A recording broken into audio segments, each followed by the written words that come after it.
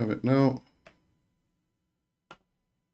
Let's just do this. All right, finally. Yeah, sorry. Must be my experience with Mercury retrograde. Something went really weird just now, and it started some other live. So sorry if something popped up for you, but I think we're all on the same page now. Okay, and you can hear me, which is a bonus.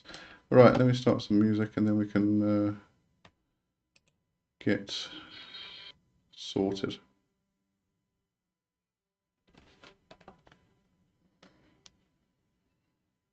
Where's my volume thing? Right then. Oh, Spotify's not coming through. Hold on. Oh, this is so much fun.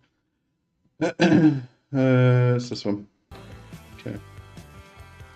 Oh, it's coming through. Okay. Let's start at the beginning, shall we? Hello to everybody, first of all. Kerry, as above, so below. Regan's here. Let's see who else is here. Mimilek, Yolandi, Eve, Richard, Fat Muppet, Matt. Hello, Matt. And Hubris. Hello, hello. Thanks for joining. All right, so there's quite a bit in chat already. Let's get going. Kerry asked if I can share my thoughts on an afterlife. So I wouldn't really call it an afterlife. I just want to put this thing on silent as well because I forgot to do that. There we go. I wouldn't really refer to it as an afterlife because that kind of, I do, when I do try and communicate things about life and death and everything else, I do tend to use the term afterlife because it's easier to communicate that way. But afterlife kind of depicts the idea that there is this life and then there's that life, and they're completely separate, and they're not. They're just all part of the same process. So you kind of get to the end of a physical rotation type of thing, and you step through a door and you go on to the next phase. But there's no like ending and beginning. Now, when it comes to what happens after a physical death, that my own personal interpretation of that is somewhat different to, I think, probably the mainstream or the majority. I have the very much, or the traditional witchcraft view of the cosmic cauldron, or the cosmic soup. So I'm an animist as well, so everything has a soul, not just people, plants, rocks, animals, birds, fish, everything has a soul. So, when something dies, it all goes back into the cosmic soup, and then it all gets mixed up. And then at some point, some of it gets plucked out and put into a new body. And what gets plucked out is a combination of a variety of souls. So I don't believe in this pure soul from life to life. Some people do believe in a pure soul from life to life. You go through a reincarnation process and you keep your this pure soul going on and on and on. Mine's somewhat different. Yeah, that's basically my idea of that anyway. Alright, let's have a look what's going on. Regan says, been a while. Yeah, you haven't been in here for some time. As above, so below, tired, eclipse and retrograde kicking my ass this week. They will do that. And there's another, well, it's a 4-minute solar, I think it's partial solar eclipse coming up on the 29th, so probably not as bad. Something like tags. Retrograde. Kerry said retrograde doesn't bother them. Eclipse is gorgeous. Friends in Reddit, not great pictures of Blizzard. Mimilek said hello. Alright, so let me try and scroll through all of this. I'm trying to just go through everything and pick out if there's any questions on the way. The Fat Muppet, I wish it was always raining with thick fog. Ooh, that would be very nice, yeah. Well, not raining because I need to, dry my clothes outside. But thick fog's quite cool. Oops, let's get. Okay, so That Moped said, Om Gum Ganapate Namaha. Yeah, good old Ganesha. Open here, hello, lop. Luna, say hello, Luna. Thanks for joining. Kerry and Matt. Alright, Matt asked, working with Asmodeus, how often should I be giving blood to keep him working with me every day? No, I wouldn't do it every day, definitely not every day. You don't need to. You'll probably want to come up with an agreement with the spirit itself, with Asmodeus. But it's quite often just maybe once a month. So it's definitely not every day. You're going to run out of spots. You're going to go through all your fingers, and then you're going to have to start, poking your arm, and it's a bit, it gets a bit difficult. At least with the diabetic lancets, you get a nice clean poke, so it gets gets better very quickly. But yeah, no, not every day. Speak to Asmodeus, ask them. You don't just have to give blood offerings. In fact, you don't have to give blood offerings at all. I just want to mention that as well. There is this idea that in demonology we give blood offerings. You don't have to. It's not, a requirement or a necessity. If you do not feel comfortable giving blood, you don't have to. And if you don't feel comfortable giving blood to a spirit, and you have this idea that you therefore cannot be a demonologer, that's not true. You asked, isn't that the strongest currency? No, not at all. Some spirits don't even want blood. And in opposition to that, another bodily fluid would be sexual fluids. But again, some spirits don't want that either. Some spirits would rather have your personal time. Maybe the sacrifice of time, going to volunteer at an animal shelter or something like that. You are sacrificing and giving up your time to do something which that spirit can sort of encompass. So no, it's definitely not the strongest currency. It does create and strengthen a bond if you've already got a relationship. So make sure that you are speaking to Asmodeus first of all. Make sure you've done your discernment, you're not picking up an astral parasite, and start a relationship. And then once you've started that relationship, then use blood to strengthen the bond, and go from there. But and especially in the case of Asmodeus, sexual fluids would probably, I found anyway, sexual fluids. Asmodeus prefers sexual fluids over blood, because of the lust aspect that he has. So, yeah, no, definitely don't have to give blood. There's lots of other offerings and sacrifices you can give. Landy just felt one of my cats jump onto my bed, but there is no cat. Well, you have a cat ghost. So, yeah, probably the ghost. Richard, some demons prefer you working on yourself for personal achievements. There's that as well. In fact, I think most of them, probably all of them, prefer that personal development. I mean, that's really what they're there for, is to help you better yourself at the end of the day. That's why we work with them, to better ourselves. So, that improvement of ourselves, they watch that happen. It's rewarding for them. It's just like a teacher watching a student, develop and come into their own, and it's rewarding for the teacher just to watch that and experience it. Eve, as always, good tunes. Thank you. I just randomly, it was my on Spotify, the rock. It's the day list. This is Rock Anthem's Guitar Sunday Evening, so it just picked it for me. I was busy before the live, so I didn't have really time to go through all the playlists and see what to play today, so I just picked them. Matt, thank you for responding. It's a pleasure, absolute pleasure. It is an important thing to talk about, though, because we kind of talk about giving blood offerings, and demonology is a tradition that is focused a lot on blood offerings. So most people who do it, who have been doing it for a long time, kind of don't stop and think that there are people out there who might feel uncomfortable giving blood as an offering to any kind of spirit, and sometimes kind of forget that you don't have to.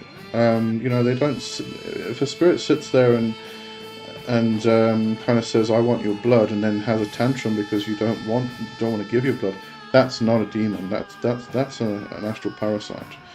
A daemon will not require it. Will not demand blood.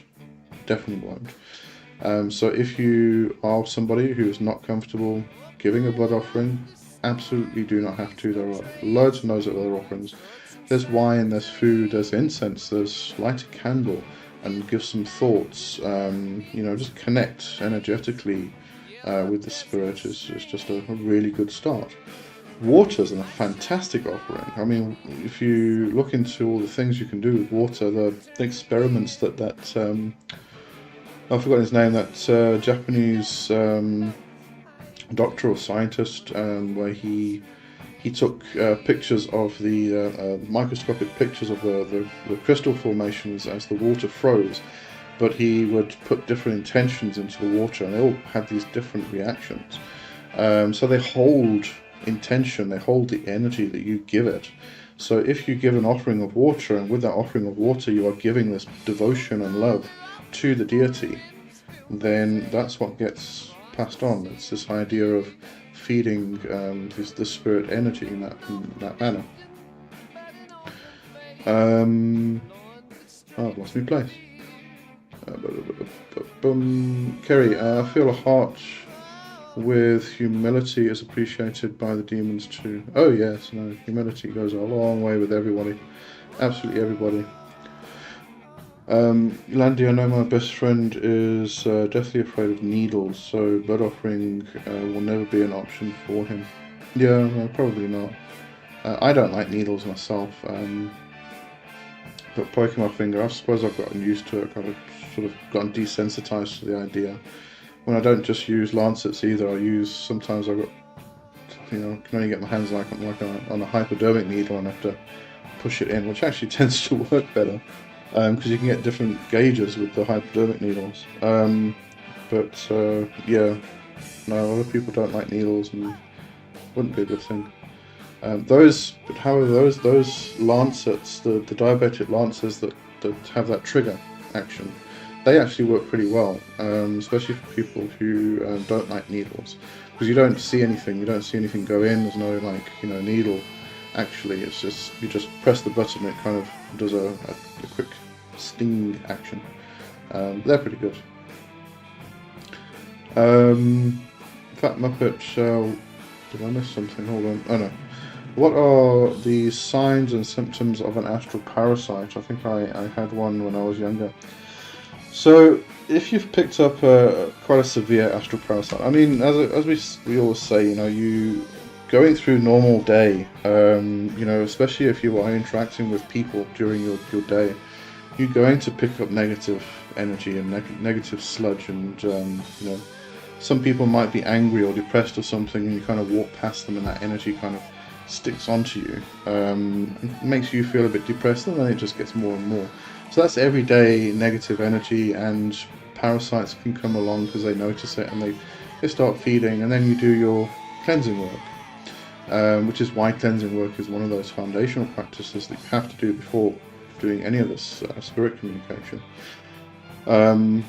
But you just do your normal cleansing work. So you go, you know, on through life, picking up sludge, cleaning it off, the same as we do through our normal day. You pick up physical dirt, you wash it off, and you know, you carry on like that. But if you have picked up quite a severe astral parasite, which is kind of stuck, and normal cleansing just isn't getting rid of it, you'll start to notice the effects of becoming more depressed, more anxious. You may start becoming fearful.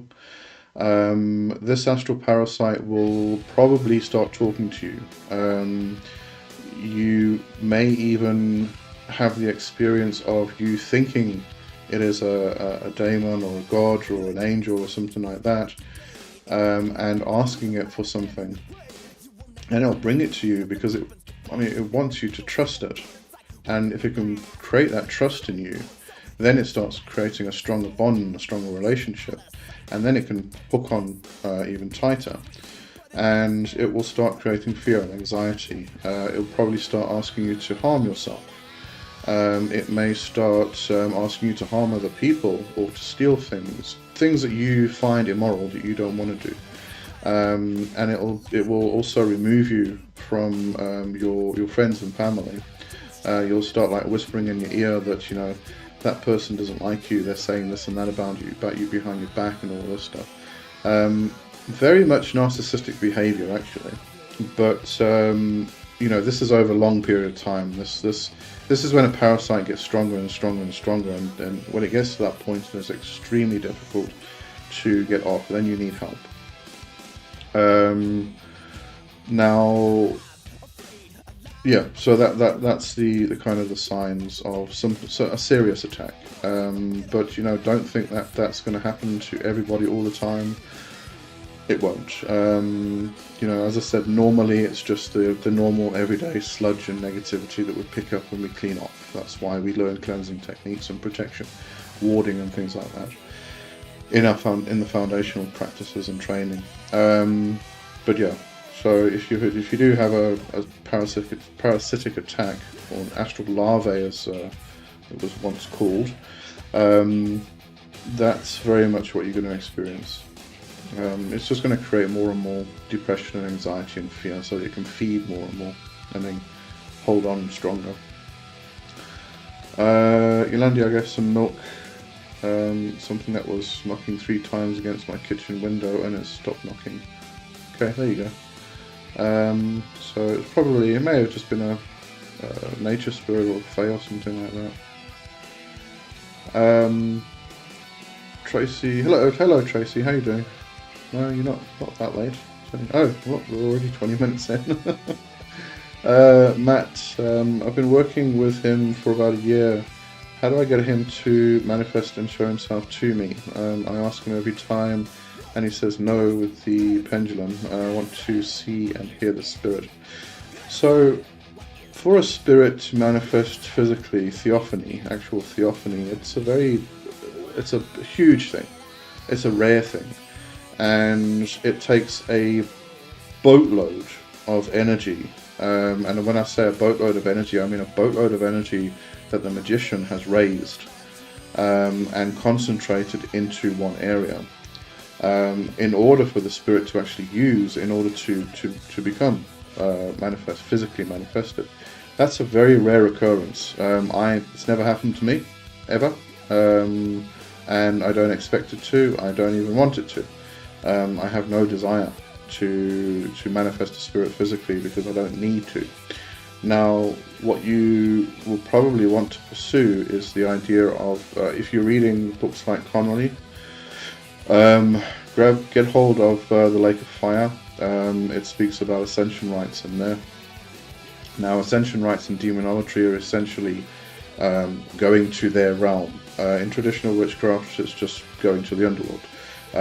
Going to their actual realm, and don't take a bunch of protection with you because you're going to get kicked out immediately. It's disrespectful.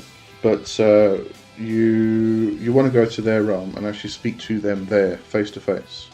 And that communication is going to be a very different experience from what you've probably been experiencing, where you are probably bringing the energy to you instead of going to them.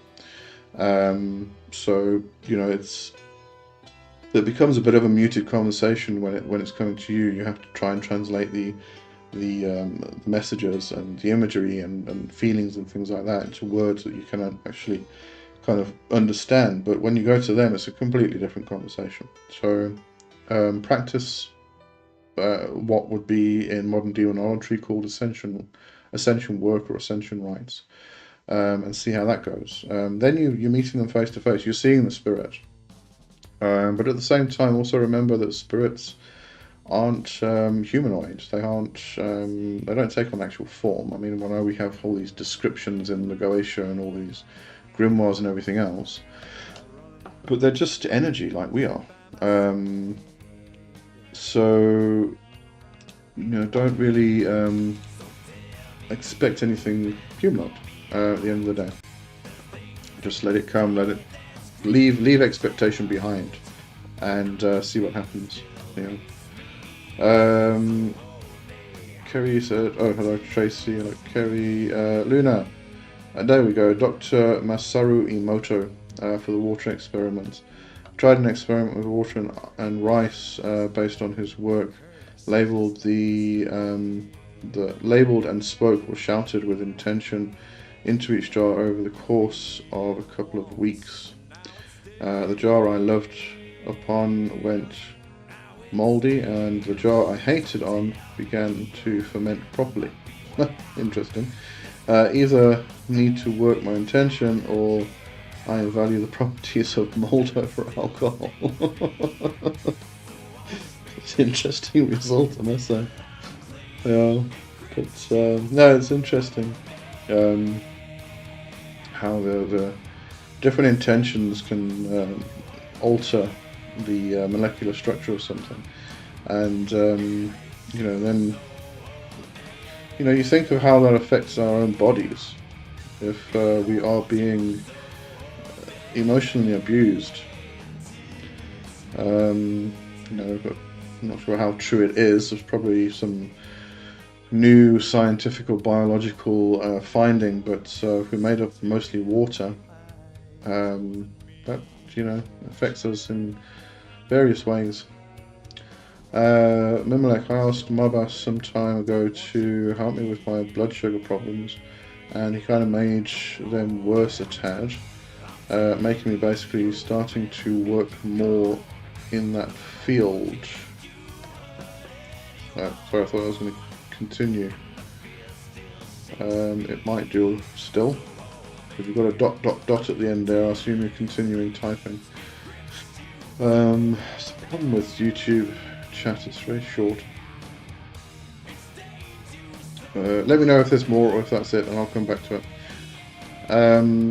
Fat Muppets at Matt, I think if you accumulate enough energy, you will eventually be able to see them. I noticed the parasites became part of my spine.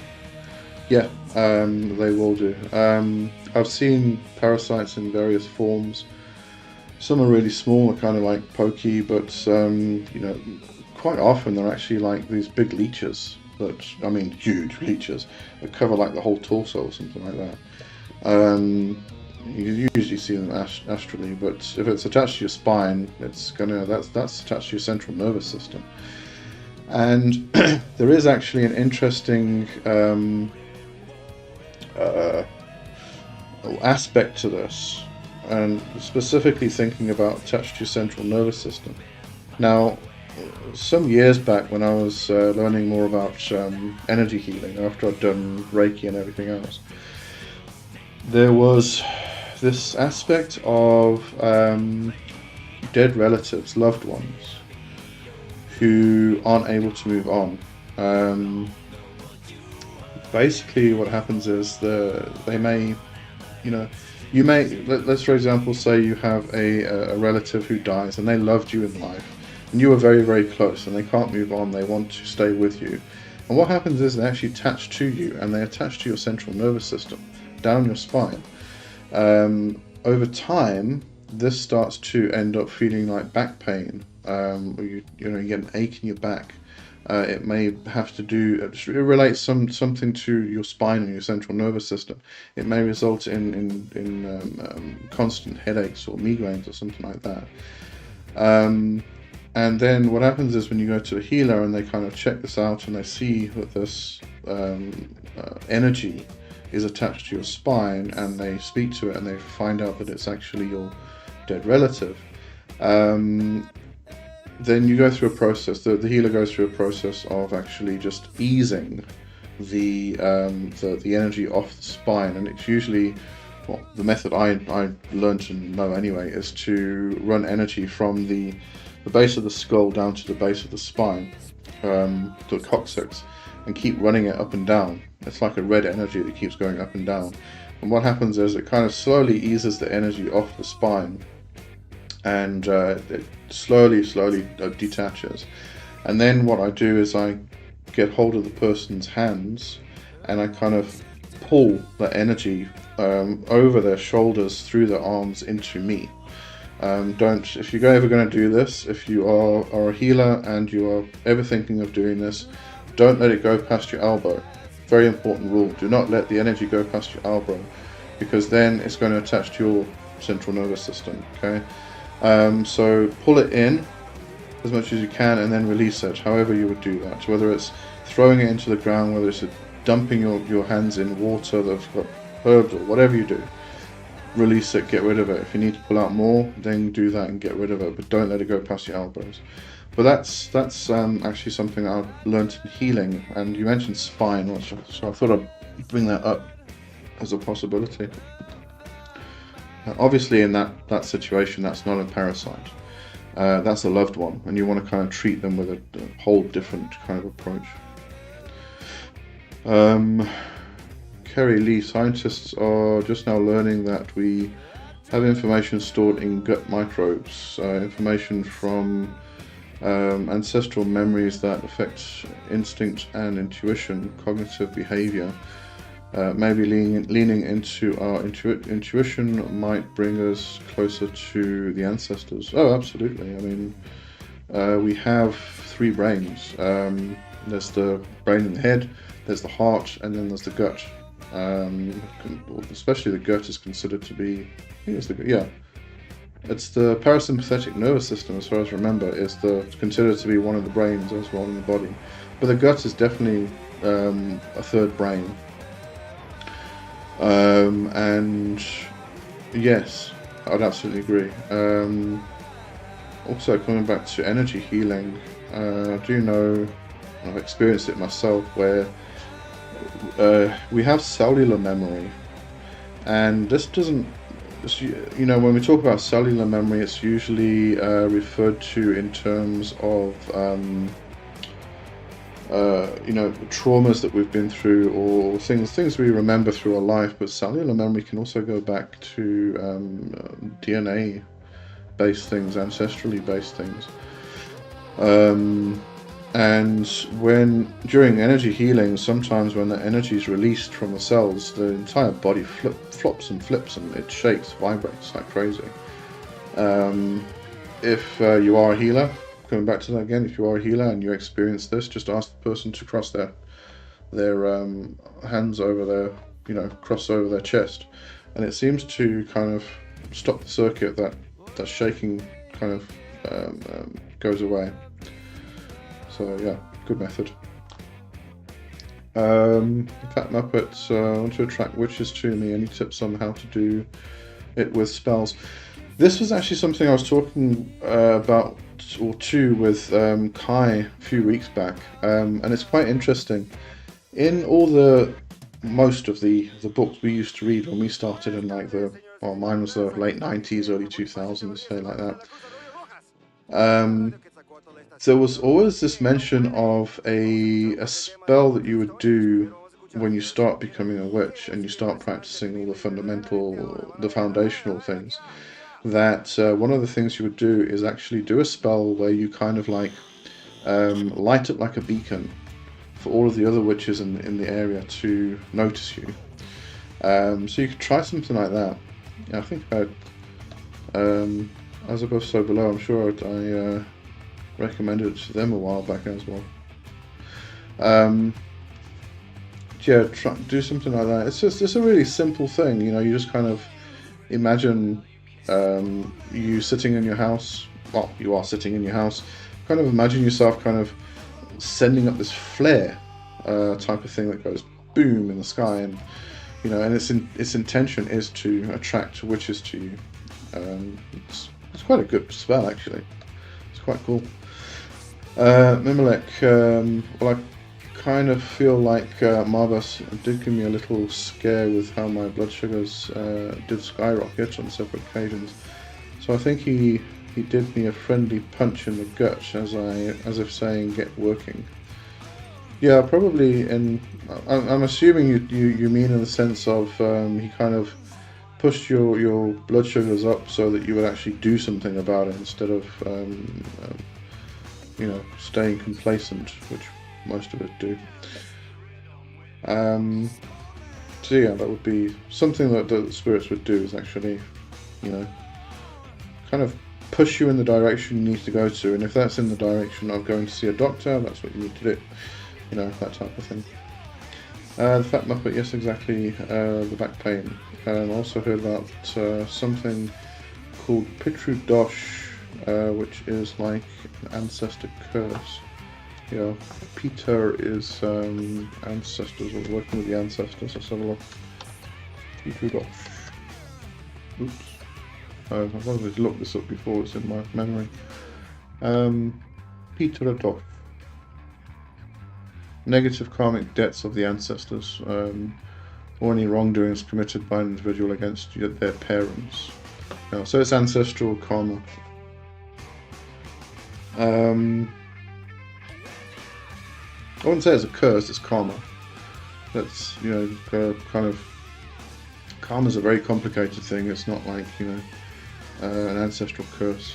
It could be, to unravel that, you'd have to do some serious divination to find out what's going on.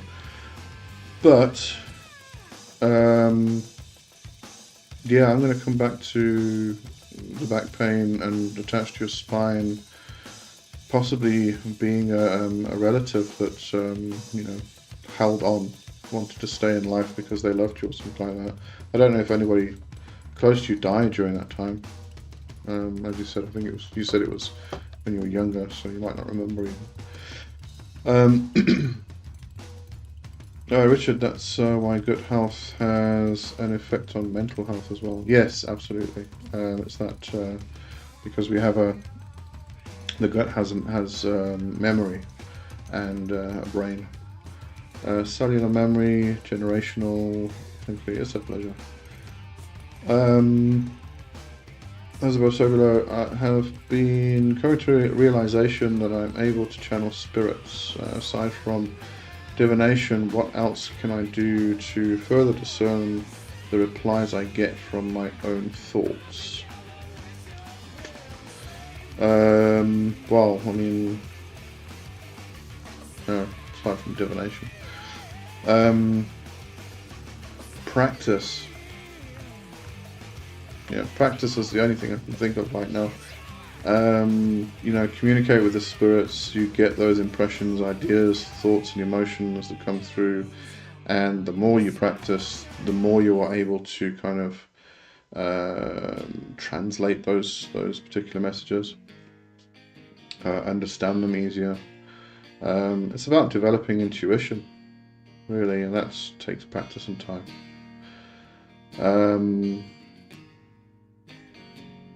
Other than that, as I mentioned earlier, you know, go speak to them in their realms. Very different conversation, completely different conversation you're going to have there. So give that some practice as well. Give that a try. Carry out Richard IBS. I wondered of this. Yes, IBS. I mean, if you think about it. When you're stressed, your gut is stressed. It becomes messed up. It becomes chaotic, and stress is often caused by reactions to external things, which creates a thought process that kind of snowballs and creates more stress. So, you know, brain, they're working together at the end of the day. As above, so below. Also, is karma considered a deity in many paths? No, I wouldn't say so. No, karma is just a force of it by itself. It's not a deity. That's what I can think of. I mean, there's Kali who eats your karma, consumes it, but that's a completely different thing. Yeah, no, I wouldn't say it's a deity at all. Richard, might be an imbalance or something. Yeah, it could be imbalance. It could be. This is the thing. I mean, this is why, you know, we say not just the physical body, but the energy bodies as well. Don't just work on one chakra or one thing or just the third eye or something like that. Work the entire system so everything's moving and working together properly. And if your body's moving properly, then your physical body benefits from it. if something goes with wrong with your physical body, there's probably something wrong in your energy body as well. So, you know, get everything moving together and working together, and you know, everything seems to work in harmony. Hubris. I've heard that the entire universe is held within Lord Shiva's gut, or something to that effect. I haven't heard that, but possible. There's a lot of mythologies around the Hindu gods and things like that.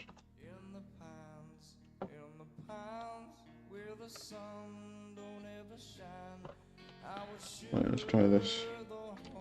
Universe held in Shiva's question mark.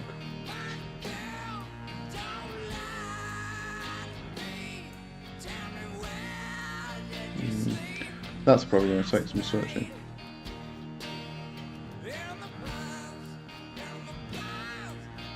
Not sure about that, but yeah. Oh, now it's all skipped and I don't know where I am. Where am I? There we are. Kerry, possibly I thought it might be stress, besides a lousy diet. Yeah, I've got one of those as well. Richard, take a break if you need to. Holidays needed sometimes. Absolutely agree there. Kerry Azabasogla, I've channeled you Garas. He's a hoot. Yolandi, you skipped my question, did I? Oh, goodness. Sorry, there goes Spotify. Let me just go back.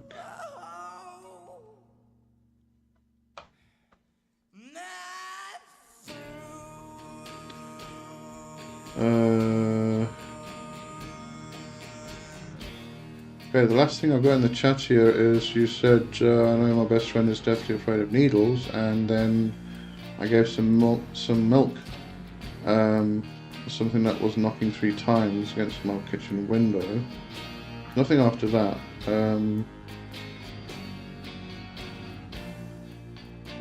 Oh, wait. Now this whole thing skipped again. Hold on. No. Let's come back. No. Just ask it again. If it doesn't come through again, then just send me in a WhatsApp or something, because I don't know what's wrong with this. It's YouTube. It's up to shit again. Fat Muppets. Mainstream science, it doesn't matter anymore. I don't know. I think it does matter. Some validity to it. I mean, it discusses the cosmos as we know it. I mean, we need to know that before we know anything else. Violet, hello, Violet. May I ask you a question? Absolutely. This is what we're here for. The Coven. If you are new here, the Covenstead is just a bunch of witches getting together and talking about a whole lot of stuff. So if you've got a question, just throw it into the chat. If it doesn't come through, or if I don't answer it, just let me know, because it seems like some are going missing. Yeah, Richard said I didn't even see Yolandi's question. Stupid YouTube. Fat Muppet, isn't it Ganesha's gut? Universe holding Ganesha's. Oh, gold streets. If I spell right. Ganesha's gut.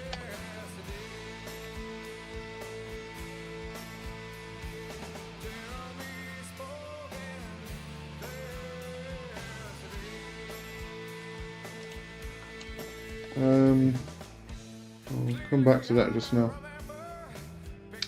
Okay, Richard, I don't have IBS, forgive me, just wondering if those that suffer with that malaise. Okay.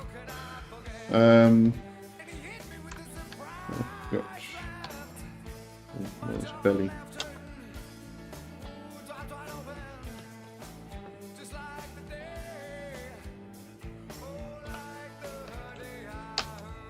Lots about Ganesha's belly. So Shiva considered Ganesha too alluring. He gave him the head of an elephant and a protruding belly. Ganesh's protruding belly appears as a distinctive attribute in his earliest statuary, which dates to the Gupta period.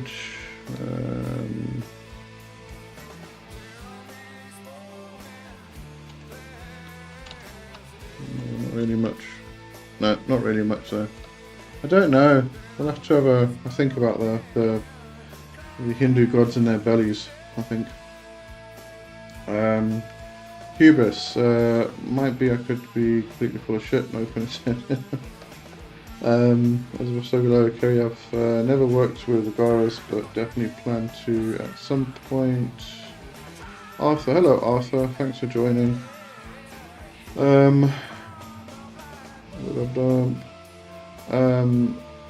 Are you tell us about the work you did on 9/11, or do you prefer not to talk about it? It's okay if you don't. Oh no, it's fine. Is that the question? Just to make sure that we've got the question. And you did say, I just find it strange that it's my questions. I don't recall anyone else having the issue. We might not know, actually, just thinking about it.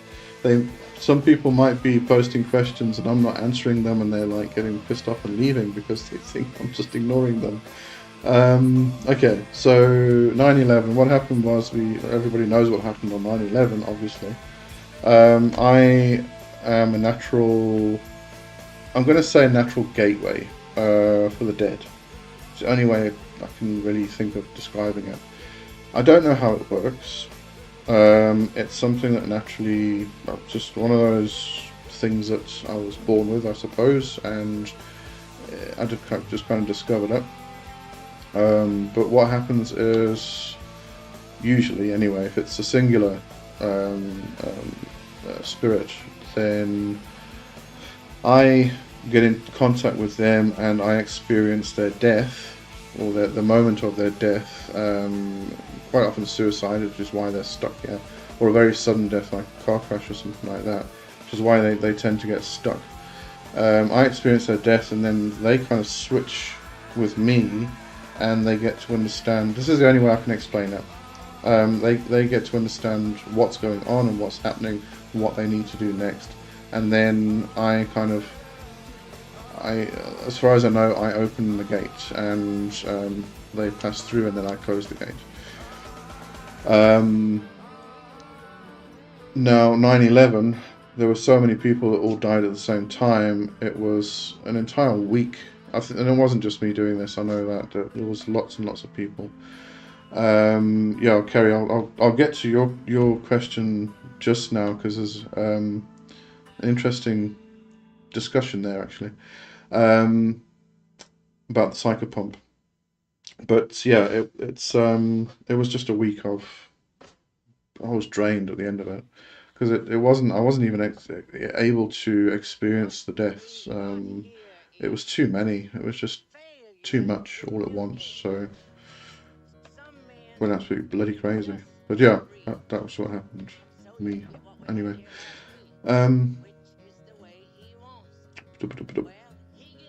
Oh, they're talking about Garas. We'll leave that to them.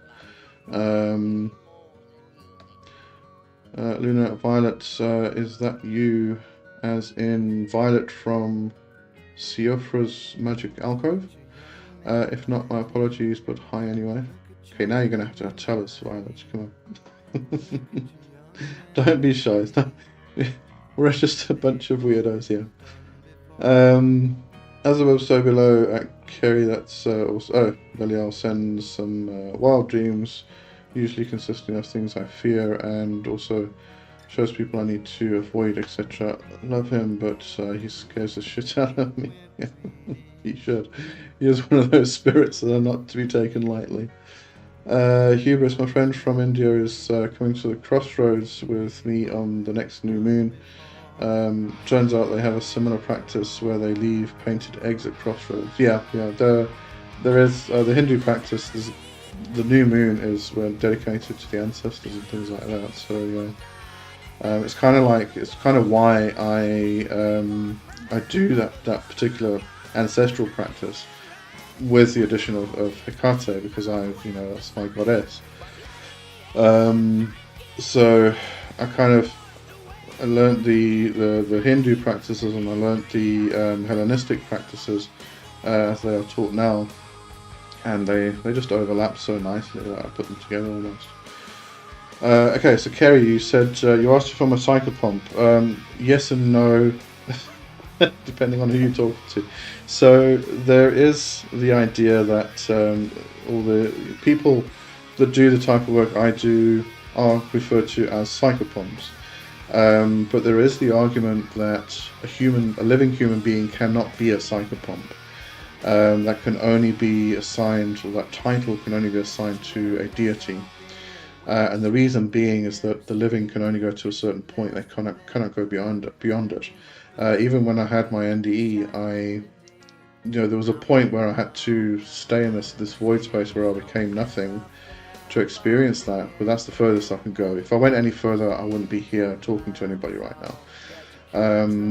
So you cannot go beyond that point, and therefore deity has to take over and help them the rest of the way. So there is the argument that a living human cannot be a psychopomp that is assigned to the deity itself, and what the living human does is kind of make it possible for the dead to go through that process so that they can meet the psychopomp. So it's kind of like open the gate type of thing.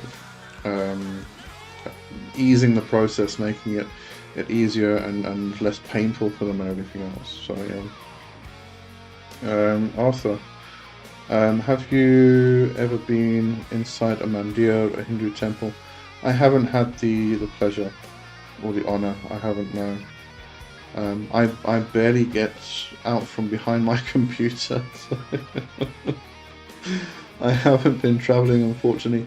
Hopefully I will be in the next few years. I'm getting to the point where I need to actually think about retiring or something like that. I don't think I'll ever actually retire. I'll still be teaching and selling courses and everything else, but there's got to be some point where I need to go travel at some point. But yeah, I would love to, absolutely love to, if they will have me, of course. Kerry Valiel gives tower energy, I heard.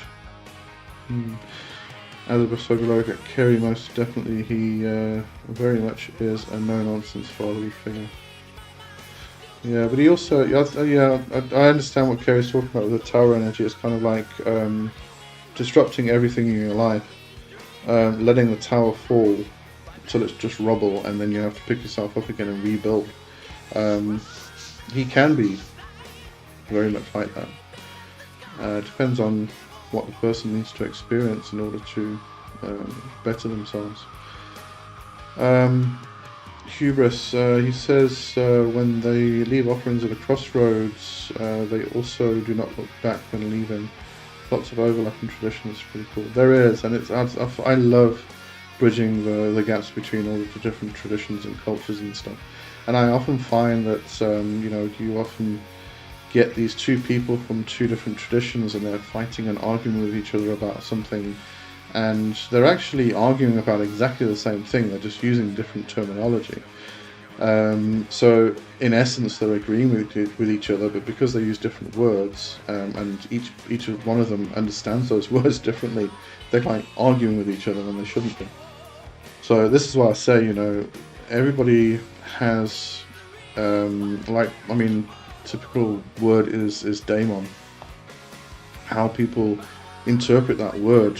A great example, some time back when I was doing Demon of the Week, and I spoke about Hecate being a daemon, and all of a sudden got all these comments saying Hecate is not a demon, but no, that's not what I meant. But at the same time, I was talking about this, you'll see it this coming Wednesday. When we talk about daemon, it can mean so many things, and it depends on who you're talking to, what tradition they follow, and what time in history you're talking about. I mean, if you go back to the first time the word daimon in the Greek was ever written down, and I mean, writing, that's one thing, but it goes further back than that. I mean, I think it was 3,000 years ago or 3,000 BC. I can't remember exactly now. But that was before the word theos came about, or theo, which kind of then spoke about the divine, the divinity, the gods.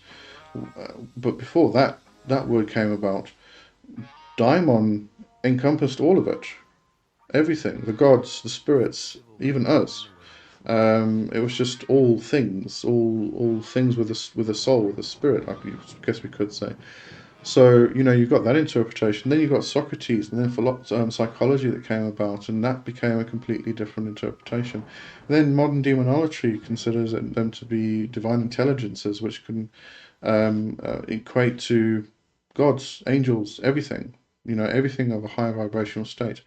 So somebody who may be working with a variety of different spirits, somebody who might be working with angelic beings or celestial beings and chthonic spirits, might decide to call the chthonic spirits the daimonic or daemonic, and then have these angelic forces. So how people interpret the word varies. So you have to understand what people are actually talking about in order to have a conversation.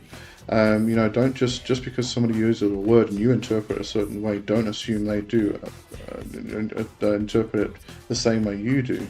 And, therefore you've got to find out, how do they actually see it? So it's very important in conversations, but now I've forgotten what we're talking about. Oh yes, the overlap of traditions and stuff. Yeah, it's amazing. Oh goodness, sorry, I was rambling there. I've got lots of messages here now. Dragon, hello Dragon. What do you think is the best astral projection method? Don't really know, because I battle with astral projection, so I've tried many of them. But the one that I've probably had the most success with is the rollout method, where I tend to go to sleep on my left side, and then when I do, I roll over onto my right, and then I go to sleep. So if I practice early in the morning, get up for a bit and then go back to sleep, so that I've had my core sleep, so I'm refreshed enough to not go back into a deep sleep.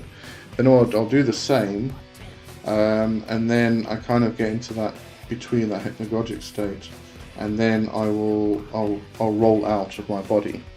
I'll roll back over to the left side. That seems to work best for me. It's the best method anyway. It's the one that's worked the most, let's put it that way. But this is the thing, that's me. It could be very different for other people. Some people like to sink down, they just lie on the back and go whoop down into the ground. Some people prefer to project upwards, and some people prefer to stand, have this like shadow image, stand in front of their bed and then transfer the consciousness into that body. There's a whole lot of different methods, but everybody finds it different, so it's better to just try as many as you can. Violet, thank you. I'd like to know what your views on past lives is. Keep going back. You feel we stuck in cycle. No, I'm... Oh, yeah, and then to Luna, no, I'm Violet. Best and not been into much for the last 3 years. I've been stuck. Oh, Luna, I answered in my last text. Oh yes, there we go. Okay, so it's not the same Luna by the sounds of it. Okay, what do I think of my views on past life? We actually discussed this right at the beginning of the show, funny enough. I follow a traditional witchcraft perspective on what happens once we finish a physical cycle. So it revolves around the idea of cosmic soup. So I don't believe in this idea of a pure soul moving from one life to the next life. The cosmic soup is where all souls go, and having an animistic viewpoint, that means not just human souls, it means souls of animals, birds, fish, rocks, trees, plants, even gods. When they die, gods have a soul, they go into the cosmic soup as well, and ancestors, etc., fae, etc., all of it, everybody, all the things, they all go in, and everything gets mixed up. And then at some point, a lump gets taken out and put into a body. And that can contain hundreds of different souls, portions of hundreds of different souls, which may explain why, especially when it comes to famous people, because a lot of people find that they have these past life experiences of famous people, but there's so many at the same time, and that could be an explanation for that. Is that we don't move a pure soul from one body into another body. It's hundreds of people getting a portion of that one soul, and hundreds of more. So we have these experiences, but at the same time, this then starts to extend into this mind-boggling, mind-blowing idea of what the actual soul is. And there's one explanation that I was presented with. It's UPG, where there is only one soul. We are all that one soul. And, we experience this life as individuals who are all part of the same soul, the same body. And we then have the physical experience, we then die, get put back into the cosmic soup, pulled out, and then put into another body as to experience something completely different, because now we have all these a completely different combination of soul portions, but they're all portions of that one big soul, and different combinations keep happening over and over and over again. It becomes this mind-blowing thing. There's something similar to that, which is the idea that we have tribes, and there may only be like 7 tribes existing at any given time in the entire cosmos, and these tribes are made up of thousands, millions of people, of souls. But what happens is, and this is why you often get the people talk about having a past life experience, and in this life they may be brother and sister, in previous life they may have been mother and son, or mother and daughter, or something like that. So we have these different experiences again through different lifetimes. But again, it's this idea of the tribe are one big soul, and we get pulled out and combined with all different soul parts or portions and put into a body to experience this cosmos, this universe, this physical reality in a particular way. And the different combinations will experience this reality in different ways. So yeah, it's a very complicated topic, and there's so many different ways to view it. It's unbelievable, fascinating. It's fantastic. All right, I better move on because there's lots and lots in the comments. All right, from a far off way, I like to sleep in a casket. Did you join us before? I don't think you did. You're here now. Thank you. Hello. One love, one plea. Hello. Glad you could join. Kerry Lee, we too are spirit, though, so why not help them cross? Because we're living. There's a point, a barrier that we cannot pass beyond. If we pass beyond it, we become dead. We are no longer living. And I don't like talking about these separations of one reality from another, but it's the only way to explain it, is that if we do pass beyond that barrier, you won't come back. When I had my NDE, I got into a state of nothingness. I was absolutely nothing. I wasn't a person, I wasn't a thing, I had no name, I had no identity. I was nothing, absolutely nothing.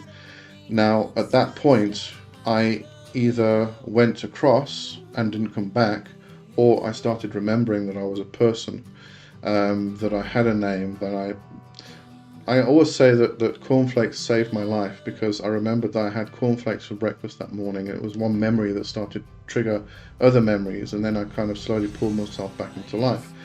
So that point, that barrier, the watery divide, that we cannot pass over as living people.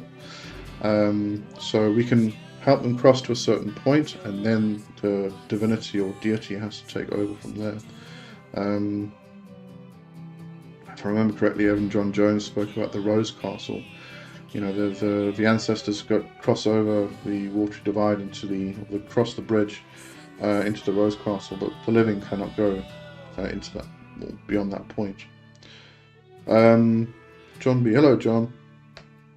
I've been invoking planetary energy of the benevolent planets.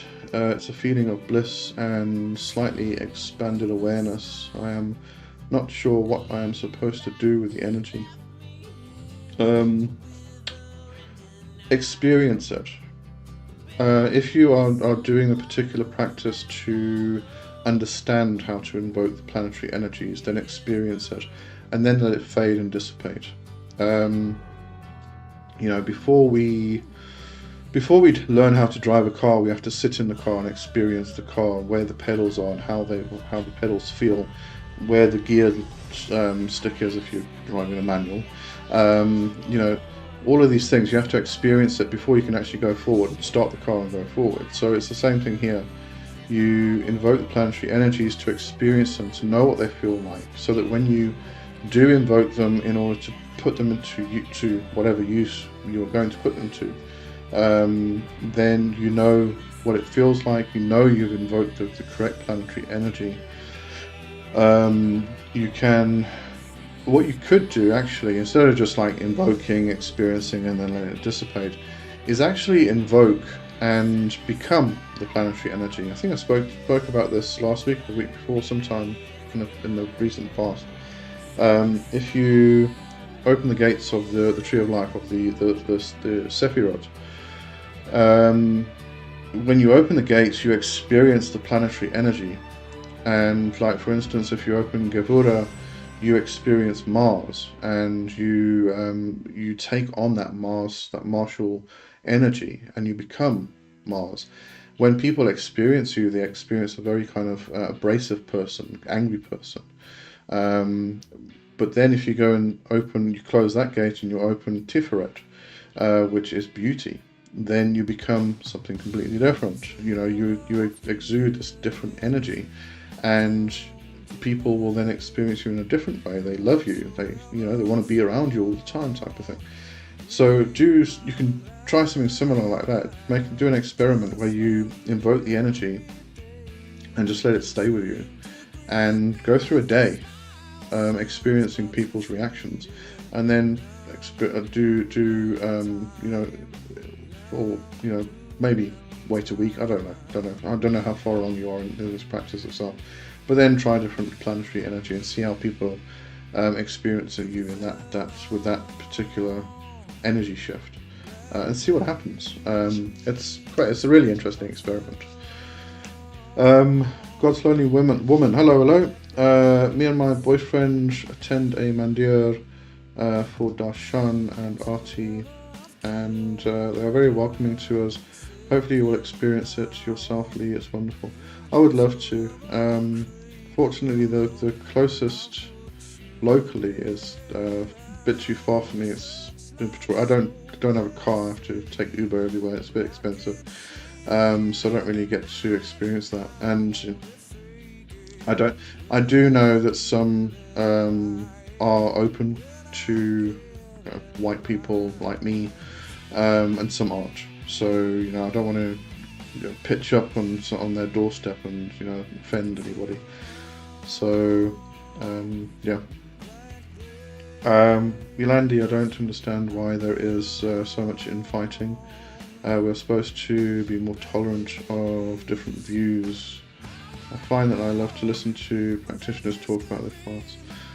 Which infighting we're talking about? Did I miss something? But you're going to get infighting anyway. In the 80s, 90s, we called it Witch Wars. Oh, I wonder if that song... Wait, play that song. I wonder if it's on Spotify. It was by Wiley Coyote, I think.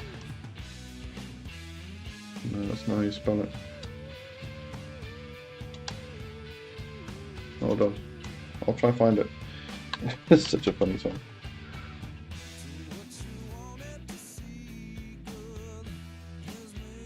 No, doesn't look like it's on here. It's too old.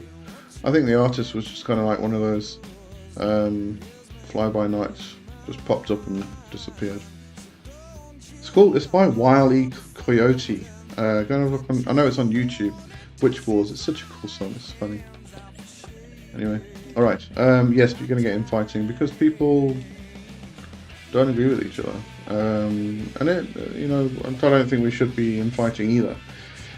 We all have different experiences and different perspectives, and each one of us has a completely different worldview.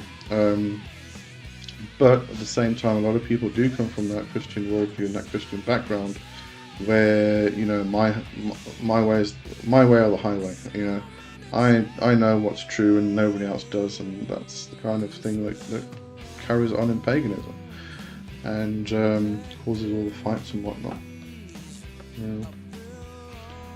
As opposed to Lee, would you ever consider doing Demon of the Week again for the spirits in Grimorium Verum? That's a difficult one because there's really no information about them. I mean, apart from Clawneck, the only place where you'll get or specific information, correspondences and things, well, not even correspondences actually, but just information about what station they hold and stuff is probably Theodore Rose's book, Lucifer and the Hidden Demons. Other than that, the spirits in the Grimorium Verum, sorry, I'm getting things mixed up here. Not Lucifer and the Hidden Demons. That was in relation to Abramelin. So wrong grimoire. So forget about that. There's no information about them really. It is very difficult. Probably not that specifically.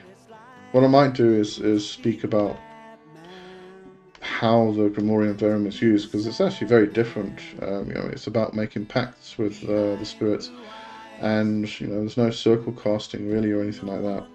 It is a very different format than most of the other grimoires, which I would then consider to be Solomonic grimoires. I suppose there is some. I have to go back into it. I can't remember. It's been a long time since I worked with the Grimorium Verum. But yeah, it is a very different approach to working with the spirits, and I actually prefer the approach. It's quite cool. I did speak about it in it was in the journal on Patreon quite some time back actually. About I was reading some of Jake Stratton Kent stuff. Maybe have a search through Patreon. I forgot to drink my bloody hot chocolate. It's a good thing it still tastes good when it's cold. Alright, Kerry, I agree. There's so much to learn in our diversity. Oh yes, absolutely. Arthur at Ghost Learning Moment. Yes, it was a religious experience, my love. Thanks for showing me this channel. Oh, okay, you two know each other. Alright, that's good. Got some friendly faces. As I was so below, totally agree. It's like the old saying, can't catch flies with vinegar. Why argue? Just experience and love for love's sake. Landy, I find reading difficult. I can't concentrate for a long time and have dyslexia, so I prefer listening to people talk about their paths. Oh yeah, no, it's actually great listening to people talk about it. Oops, wait, hold on. Oh my god, I'm gonna have to get through these comments quickly because it's all piling up. Alright, Tracy, Arthur, dyslexia is a real hindrance. Ironically, I work with email correspondence. What else see here? Yolandi, I love this tongue behind blue eyes. That was a while back now, I think. Oh no, there it is. Okay, so we're not that far behind on the comments. Tracy, does anyone know any good healing spells or a good daemon to work with? I work with Marvas for healing. I just find I love Marvas. He gave me a water dragon to work with in my energy healing, and just I just go to Marvas. So if you want a good daemon, call on Marvas. It depends on what the healing what the I was going to say the fault is. Sounds more like a electrical fault. What you need the healing for. There we go. Got it out eventually. Tracy was diagnosed with cancer in February. Oh, I'm so sorry. I am so sorry. There is one thing you might want to try. What stage cancer is it? First of all, let me just go down in case you have.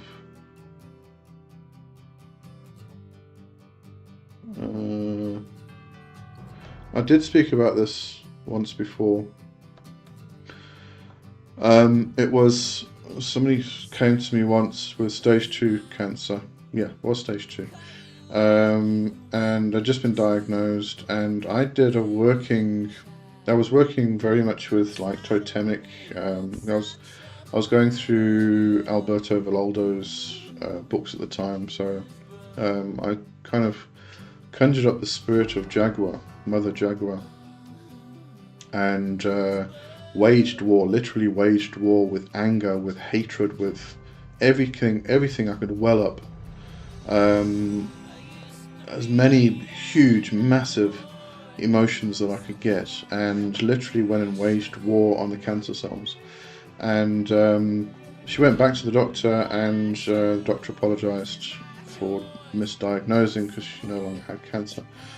Don't know if it worked, whether the doctor did misdiagnose, but that might be something you want to maybe look into, is doing that kind of. It is better if you do it yourself, because you are more directly connected with the cancer cells.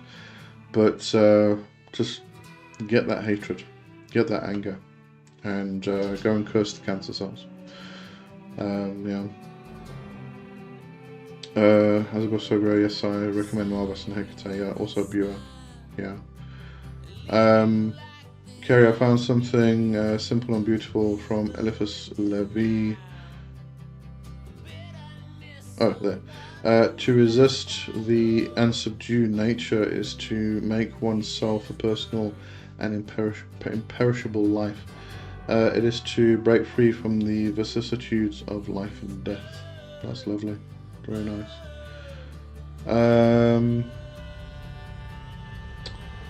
Corn. Hello, Corn. Beautiful feeling. Yeah. Are we referring to a song? I'm not sure. I don't. It's in the background. I don't really listen to it that much. Violet, thank you for your answer. I never heard your explanation before. I know. I don't think you were here. It was right at the beginning. Kerry asked it before we even started the live, so I started with that actually. Though not far from my fields, had a blade of grass is energy, so we are all one, just droplets of the biggest source. Yeah, absolutely.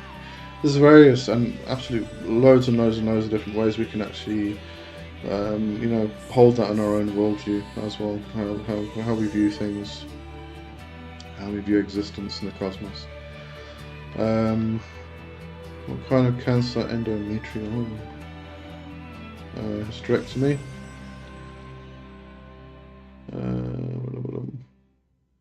Likewise. Who should I try to explain the cosmic suit to my cousin once, and she said it is a scary thing. And I think one of the reasons why people prefer the idea of a pure soul moving from one body to another body is that you keep your identity, and that's what most people, when we say if we ask the question, what are you really afraid of when it comes to death, people say the pain, leaving people behind, etc., etc., etc. And I think the real answer for most people is going to be loss of identity. It's a scary thing. And when we go back into this cosmic suit, when we get mixed up, we no longer have identity. We are no longer the I. We are no longer ego. And That's a scary thing for a lot of people, which is why so many spiritual paths have this focus on going beyond the ego, going beyond the concept of the I, the me, and becoming egoless, or identificationless. That's not even a word. But just removing that state, that idea, because then it makes it easier when we do go through those experiences. I mean, in Hindu technologies, philosophies, the idea of reaching the state of samadhi is becoming a nothingness. It's becoming a state of absolute nothing, and that removes identity. You can't get into that state if you still recognize yourself as an I or a me. The whole Buddhist idea of the question of show me where me is, and somebody points to their chest, and you say, no, that's not me, that's your chest, and you say, well, inside, and no, that's the organs, that's the heart, and all that stuff, and the bloodstream, and the veins, and you go further and further. You go into the cells, and then you go into the atoms that make up the cells, and then you go into the subatomic particles that make up the atom, and then you go into the quarks that make up the subatomic particles, etc., etc., etc., and then you get to this state of absolute nothing. There's this space between all of these tiny little parts of the atom that there's just nothing there. Quantum physicists sometimes refer to it as just thought. So, yeah, okay, I'm going on again now. Alright, let's see, Tracy, total radical schedule for March 26th. I hope it goes really, really well. I think everybody's thoughts here will be with you. That's in 10 days time, so yeah. We will be with you. Do not fear. Kerry, may I pray for you? Tracy, yes, I trust the people on this site. Thank you. Good stuff. Alright. Petition viewer Marvas for a speedy recovery. Thank you. Felt drawn to him for a while now. Oh, Marvas is wonderful. I love Marvas.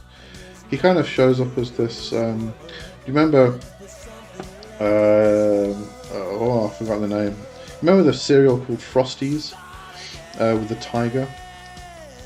I can't remember his name now. But it kind of shows up like that, but instead of a tiger's head, it's got a lion's head.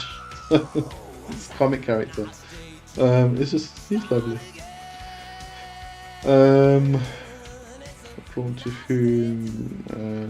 Basically, I know Kate, and I'm drawn to Bua. Oh, you're drawn to Bua, okay. Sorry, I thought you were talking about Marvels. Bua's card is the tarot. In the tarot is the Two of Cups. Meditate on this. Get better soon. Oops, now it's skipped again. Hold on. And draw to Maria as well. I suppose that's Marvels. Caduceus in the Two of Cups might be helpful.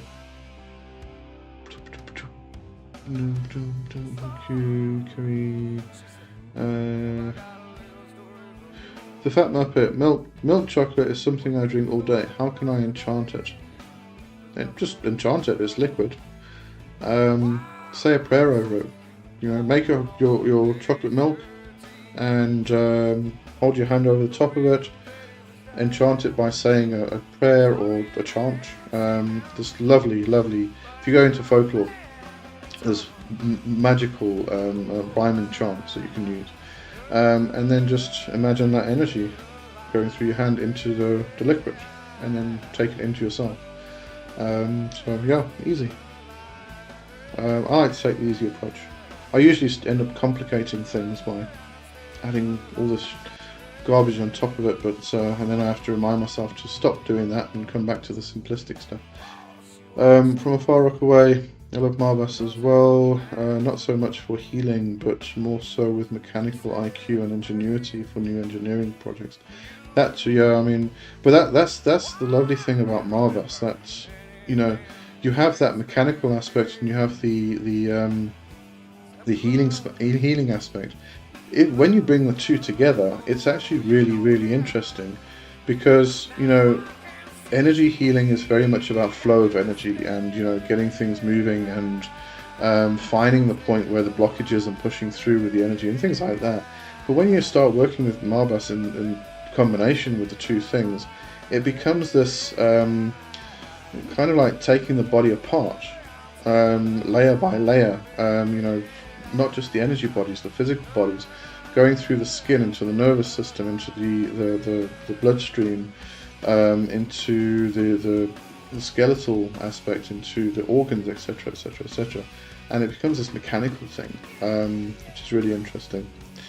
But at the same time, I know people, and not just one person, quite a couple of people who have actually used or called on Marbas to help heal their car, because it's a mechanical thing, and he's into healing and mechanics, so it actually works really, really well. As above, so below. Tracy sending you prayers. Yeah, I think everybody here is going to be sending you prayers, love.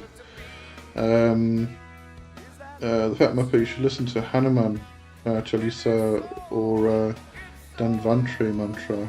You can chant it also. Hanuman would be a very good one for physical things.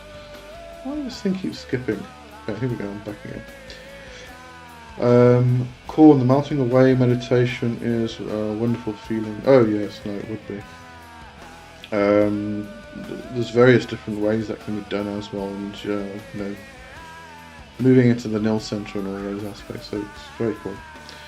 Yolandi, is it strange that I'm not scared of death? No, not really. And I think one of the things we also need to kind of distinguish here is the fear of death and the fear of dying, which become two different things. The process of dying can be quite painful, and you have grieving loved ones and all these things, which is a very difficult and painful process to go through, and death itself is a totally different thing. So we also have to kind of distinguish between those two things. From afar off away, yes, it's scary to not bring your computer conscious and data with you and having to do the BS game. yeah. Maybe by the time we all die, we'll be hooked into computers anyway. We can just download ourselves. Who knows?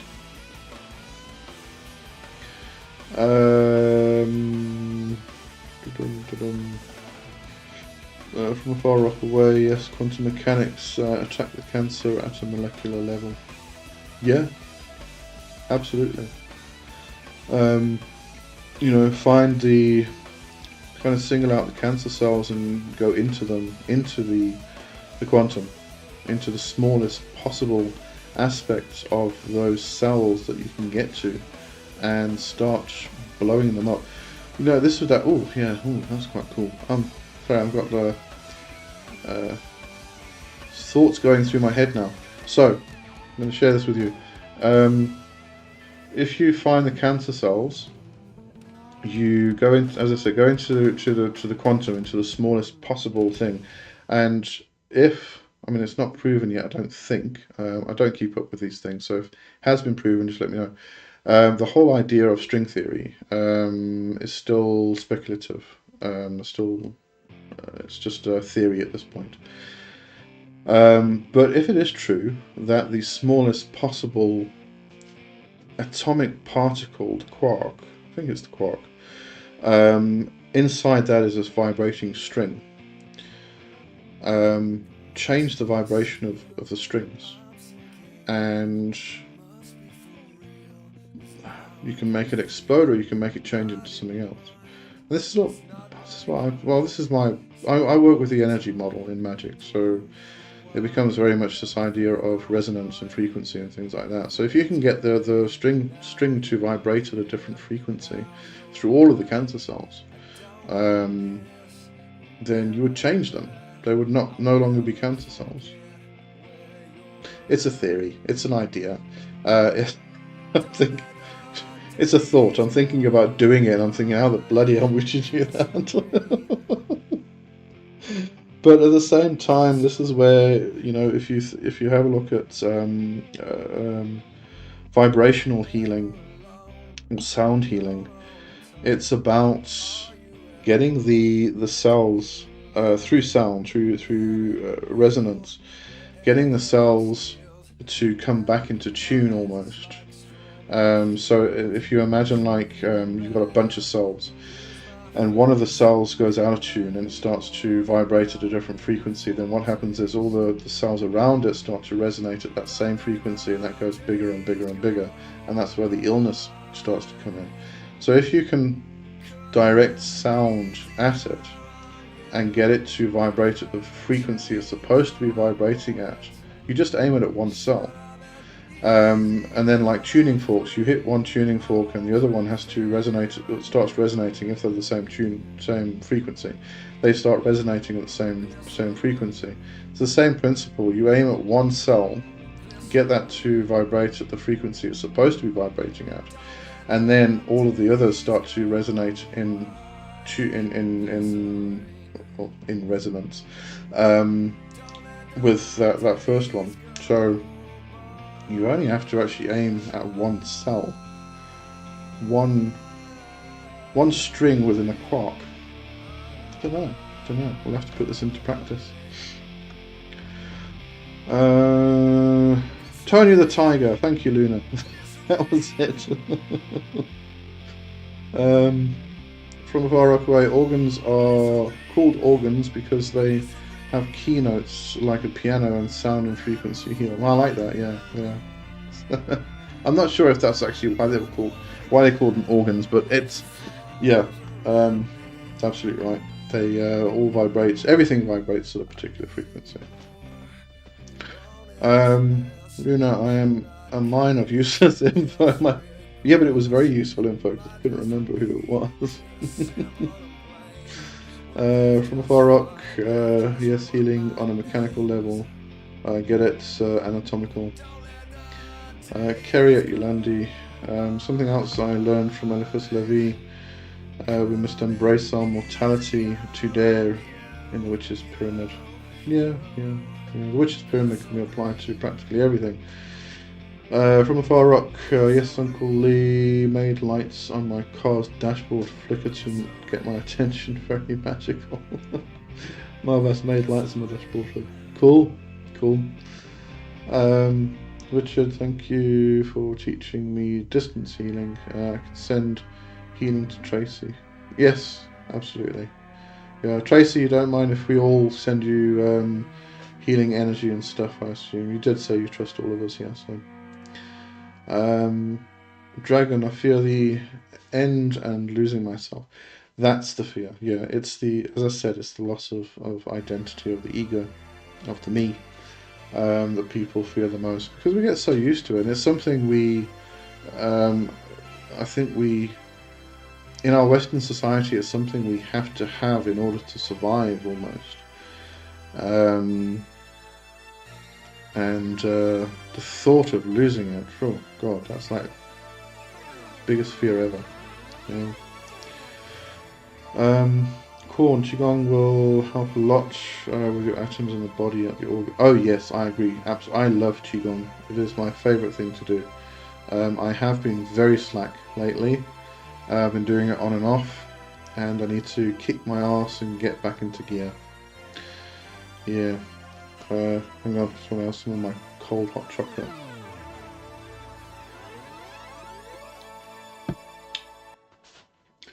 From a far rock, it's like Ant-Man on Marvel. We must shrink ourselves and attack the parasites. Yeah. Why not? I like to actually take a lot of imagery from science fiction and and Marvel and all of these things to do magic, move into the energy realms, and use all of that imagery. It works fantastically, it really does. So yeah, take a journey into the self and become a tiny little molecular-sized person.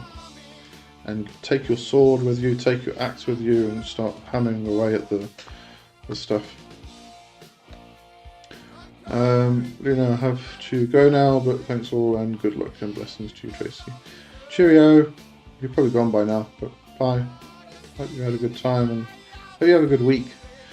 Sammy Blues, hello Sammy. If you had to choose only 3 entities from Goetia to work for a lifetime, which ones would you choose? I would choose Barbatos, because Barbatos is very much Pan for me. And I would choose Naberius.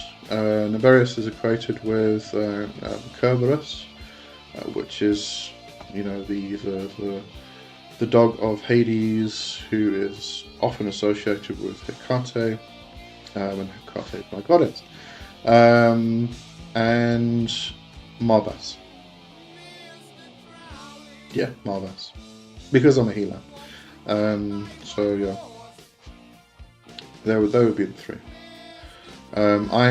My morning prayers now involve 6 of them. So this is why I say, people kind of keep asking me, have I worked with this spirit, have I worked with that spirit?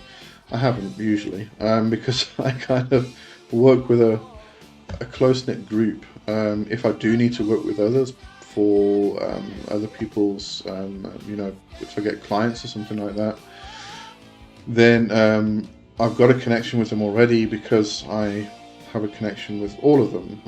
I often refer to it like connecting to a bike gang or something like that. But I work with a close-knit group, and that's Oribas, Aim, Naberius, Marbas, Barbatos, and Boone. But there's Boone as well. Now I'm stuck between Naberius and Boone, because Boone is actually, for me anyway, a lot of people would disagree, but Boone is actually a facet of Hecate directly. Now you've got me. Now I've got to take 4 with me. That was it. Corn, any help with Cancer Qigong?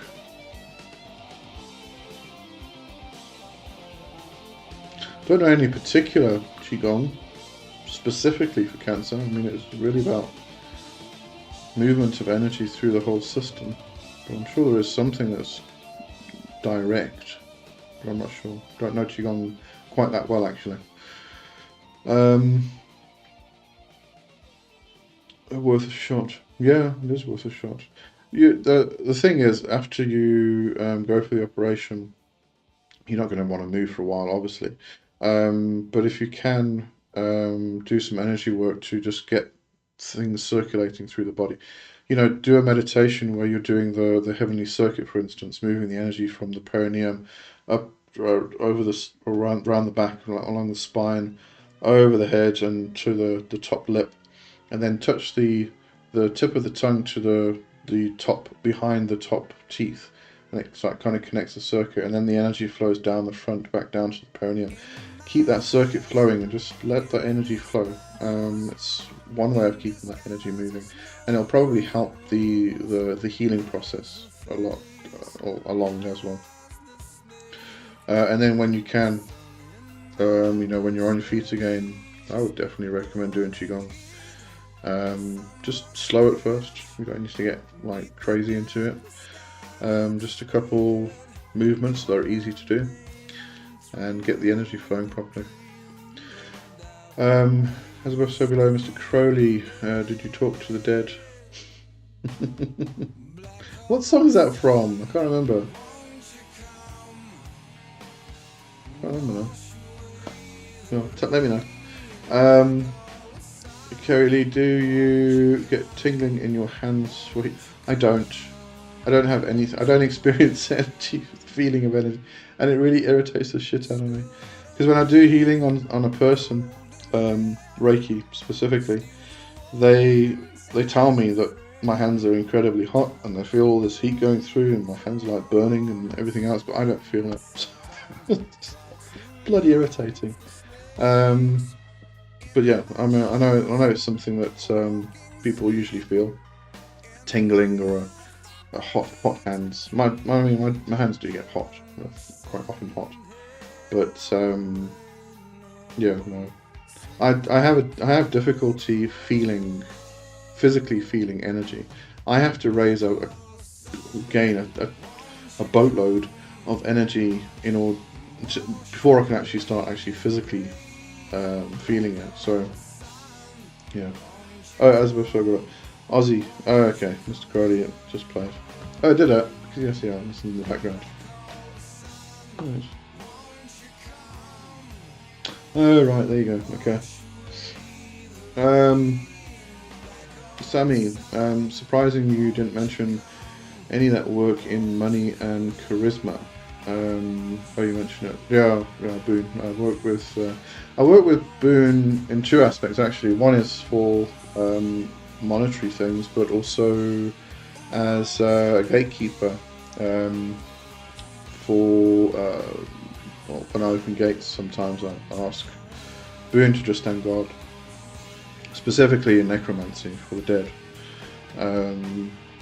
So yeah, although really I do that myself, I don't really need Boone for that.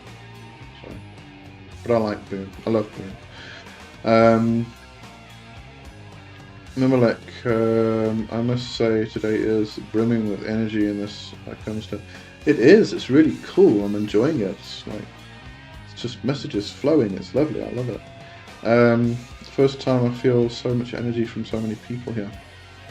I feel tingling in my hands when sending energy, or when in my fist when taking energy.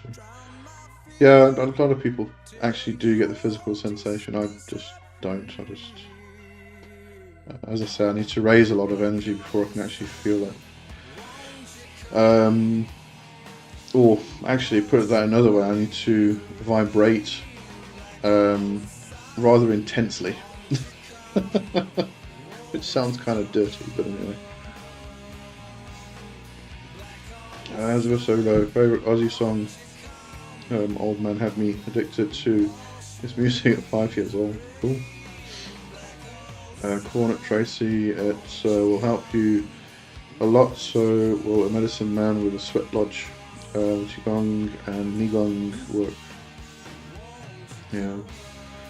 Yolandi, I know the time you did the healing on me, I felt heat coming from your hands. Yeah, it really kind of tells me that. I just don't feel it. Right.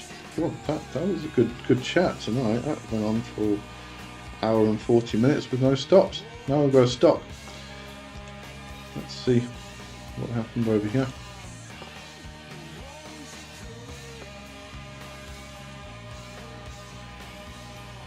Oh, we had quite a lot of people.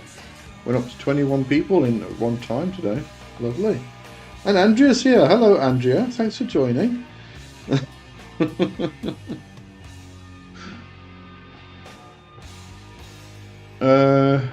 Right.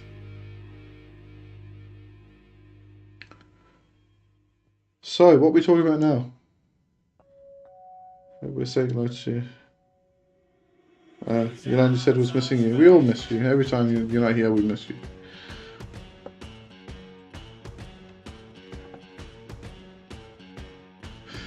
Oh, I am going to be reading a new book now. See, now I always like to talk about what book I'm reading. I finished Flame in the Cauldron yesterday, which is going to be this month's book review. And then, let me just get the proper title and the proper name. I was sent this book. Why can't I find anything now? Here we go. By the author and they've asked me to review it. It looks very interesting.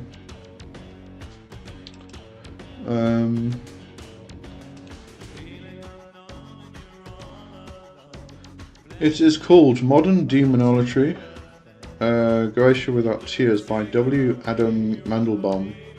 So I'm going to be reading that, and then I will review it at the end of April.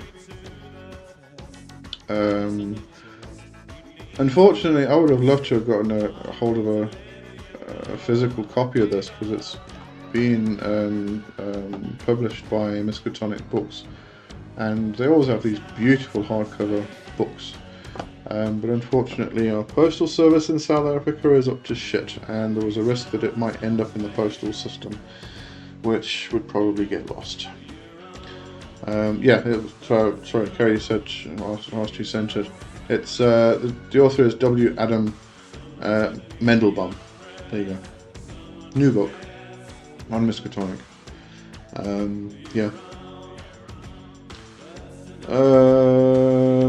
What did I miss here? And Alistair. Alistair's here. Hello. Tracy Corn. We'll have to Google Negong. Let's have a look at Negong together as a Covenstead. So Negong, as far as I remember, is internal arts, internal strength or internal skill. You get the two forms of Qigong, which is Negong and what's the other one?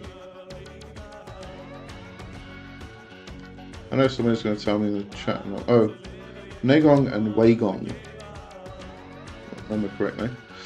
So one is internal, one is external.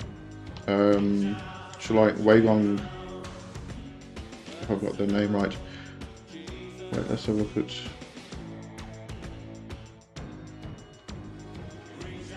Just correct me if I've got it wrong. Is it Weigong?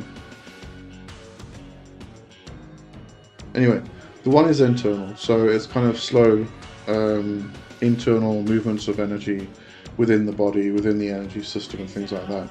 Whereas Weigong is more external, like Iron Shirt, where you are, the energy becomes externalized. You project it, you push it, you move it around outside the body, which becomes very much a martial arts type of approach. Well, they're all martial arts, really.